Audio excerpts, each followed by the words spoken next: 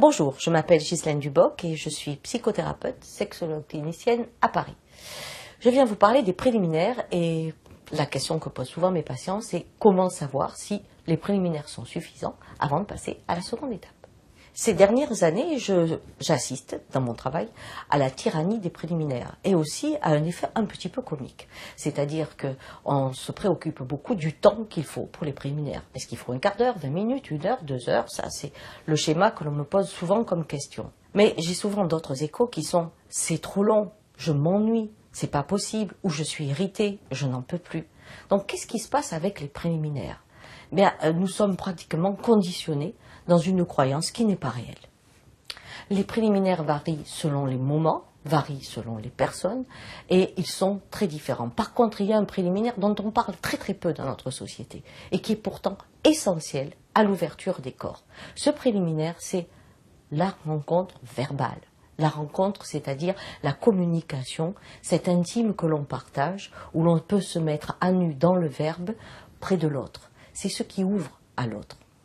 Ce préliminaire du dialogue, on l'attribue souvent aux femmes. Ça n'a rien à voir. C'est un préliminaire qui fait que ce que je suis, la personne que je suis, est reconnue dans sa globalité. Je ne suis pas un objet de désir, mais ce que j'incarne va être reçu, accueilli, aimé et non jugé. Ce qui veut dire qu'à un moment, me sentant admiré et désiré dans l'ensemble de mon être, mon corps s'éveille naturellement. Je dis souvent aux filles, il faut d'abord ouvrir la bouche avant d'ouvrir un vagin. C'est la même chose pour un garçon. C'est pareil. Donc ce préliminaire-là, qui est si peu vendu dans vos journaux, croyez-moi, celui-là est extrêmement important.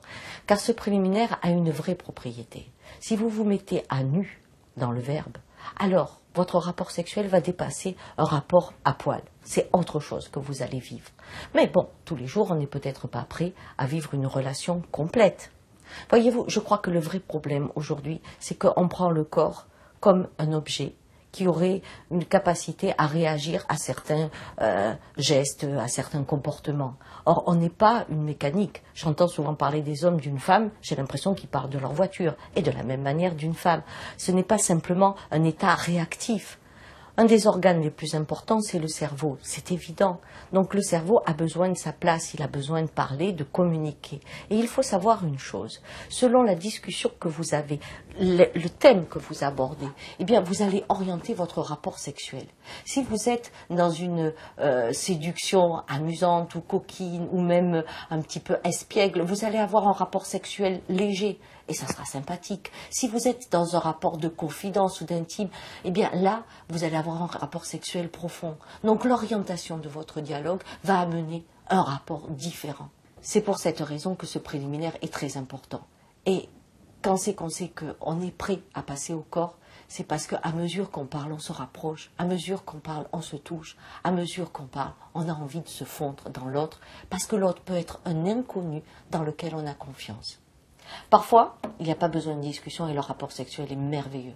Mais regardez à ce moment-là l'événement qui précède. Peut-être c'est une séparation, peut-être que ça a été une rêverie que vous avez eue au bureau de votre compagnon, d'une proximité que vous avez imaginée. Il y a toujours en amont quelque chose que vous avez préparé. Alors les préliminaires, c'est d'abord la rencontre avec l'autre. Mettez-vous à nu avant de vous mettre à poil.